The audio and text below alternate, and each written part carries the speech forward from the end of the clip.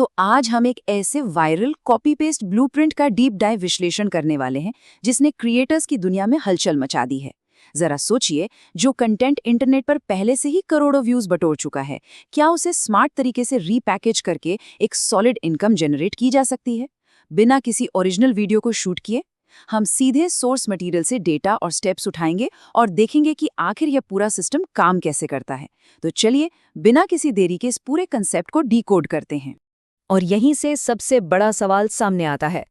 हर वो क्रिएटर जो दूसरों का कंटेंट इस्तेमाल करना चाहता है, खासकर मिस्टर बीस्ट जैसे दुनिया के सबसे बड़े यूट्यूबर्स का, उसके दिमाग में एक ही डर होता है, कॉपीराइट स्ट्राइक या फिर वो भयानक रीयूज्ड कंटेंट का फ्लैग जिससे चैनल मोनेटाइजेशन ही रुक जाता है।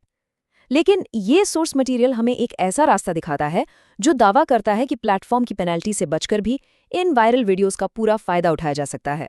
ये अपने आप में एक बहुत बड़ा हुक है ना? इसे अच्छे से समझने के लिए हमने इस विश्लेषण को 4 हिस्सों में बांटा है। पहला, कॉपी पेस्ट अवसर। दूसरा, मेथड 1 जिसमें AI और एडिटिंग शामिल है। तीसरा, मेथड 2 यानी डबिंग और रिएक्शंस। और अंत में इसके प्रूफ और मोनेटाइजेशन की सफलता पर बात करेंगे। आगे बढ़ने से पहले ये समझना बहुत ज़रूरी है कि सोर्स क्रिएटर, जिनका नाम आई थिंक है, उनका असली इंटेंट क्या है। उनका ये कोट देखिए, वो साफ कहते हैं कि उनका मकसद एक स्ट्रॉन्ग क्रिएटर आर्मी बनाना है। मतलब ऐसे लोग जो इन चीज़ों को सिर्फ टाइम पास के लिए ना देखें, बल्कि गंभीरता से सीखें और अपने चैनल्स पर एक सॉलिड इनकम के लिए इम्प्लीमेंट करें। इसे बिल्कुल एक सीरियस बिजनेस मॉडल की तरह पेश किया गया है। तो चलिए शुरू करते हैं हमारे पहले भाग से, द कॉपी पेस्ट अपॉर्चुनिटी।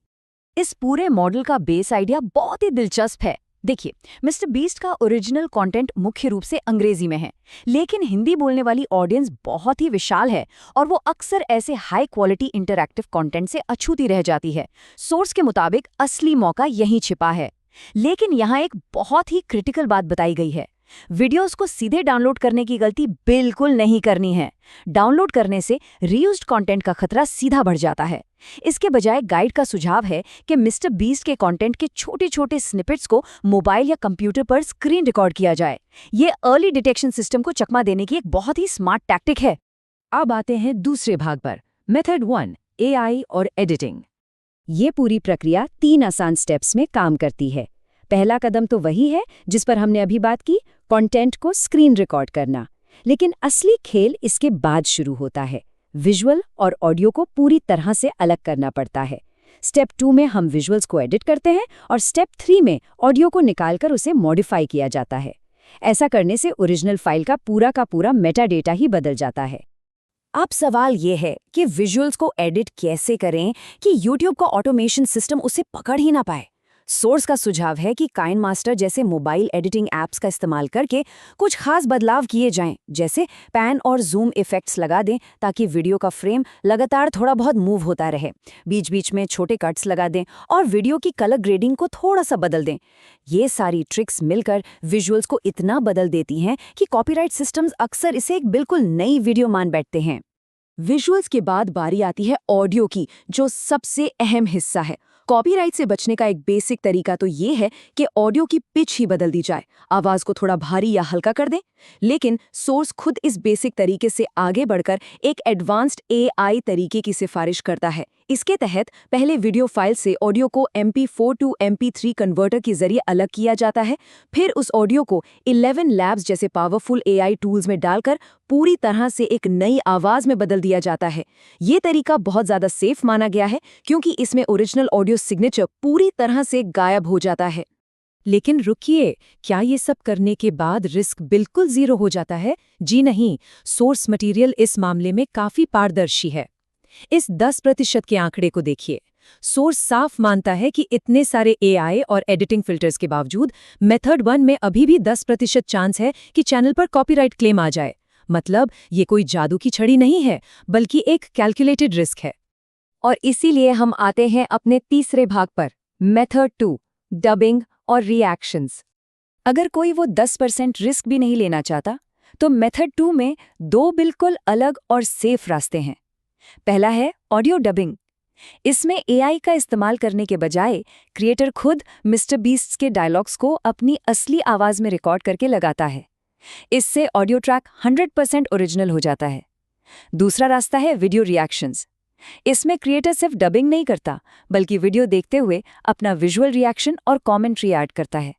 ये कंटेंट को ट्रांसफॉर्मेटिव बना देता है, जिसे प्लेटफॉर्म्स फेयर यूज के तहत पूरी तरह से वैलिड मानते हैं। अब रिएक्शन वीडियो बनाना सुनने में तो बहुत आसान लगता है ना, लेकिन इसे सेफ रखने के कुछ सख्त नियम है। एक सुरक्षित रिएक्शन वीडियो के लिए उसका एक कस्टम इंट्रो और आउट्रो होना बहुत जरूरी है। पूरी वीडियो में क्रिएटर का रिएक्शन एक छोटी स्क्रीन विंडो में लगातार दिखना चाहिए। और सबसे जरूरी बात, सिर्फ चुपचाप बैठकर वीडियो देखना काफी नहीं है। एक्टिव ऑडियंस इंटरैक्शन और मजेदार कमेंट्री होनी ही चाहिए। जब ये सारे एलिमेंट्स एक साथ आते हैं, तब जाकर एक रीयूज्ड कंटेंट एक ओरिजिनल और एंगेजिंग कंटेंट में बदल पाता है। चलिए अब बढ़ते हैं हमारे आखिरी भाग की तरफ, प्रूफ और मोनेटाइजेशन सक्सेस। सोर्स मटेरियल का ये दावा वाकई बहुत बोल्ड और कॉन्फिडेंट है। उनका कहना है कि अगर कोई इन बताए गए स्टेप्स को, खासकर मेथड 2 या एआई एडिटिंग को सख्ती से फॉलो करता है, तो चैनल के मोनेटाइज होने की 100% गारंटी है। उनका दावा है कि आज के समय में ऐसे ढेरों चैनल्स हैं जो बिना किसी रीयूज्ड कंटेंट या कॉपीराइट फ्लैग्स की चिंता किए सिर्फ मिस्टर बीस्ट की वीडियोस का इस्तेमाल करके बहुत अच्छी कमाई कर रहे हैं। ये साफ दिखाता है कि ये ब्लूप्रिंट सिर्फ कोई हवाई बात नहीं, बल्कि एक एक्टिव प्रैक्टिस है। लेकिन इस पूरे विश्लेषण को हम एक बहुत ही अहम सवाल के साथ खत्म करेंगे। जैसे जैसे आर्टिफिशियल इंटेलिजेंस और प्लेटफॉर्म्स के कॉपीराइट डिटेक्शन एल्गोरिदम्स और ज़्यादा स्मार्ट होते जा रहे हैं, क्या ये कॉपी पेस्ट या रीपर्पस्ड कंटेंट का मॉडल भविष्य में भी इसी तरह सेफ और प्रॉफिटेबल बना रहेगा, या फिर फेयर यूज़ की सीमाएं आने वाले समय में और भी ज़्यादा सिकुड़ जाएंगी? इस ब्लूप्रिंट ने निश्चित रूप से क्रिएटिविटी और ऑटोमेशन के बीच एक बहुत ही दिलचस्प डिबेट छेड़ दी है। इस बारे में गहराई से सोचना तो बनता है। आज के इस विश्लेषण में बस इतना ही। इस डीप डाइव में शामिल होने के लिए बहुत बहुत धन्यवाद।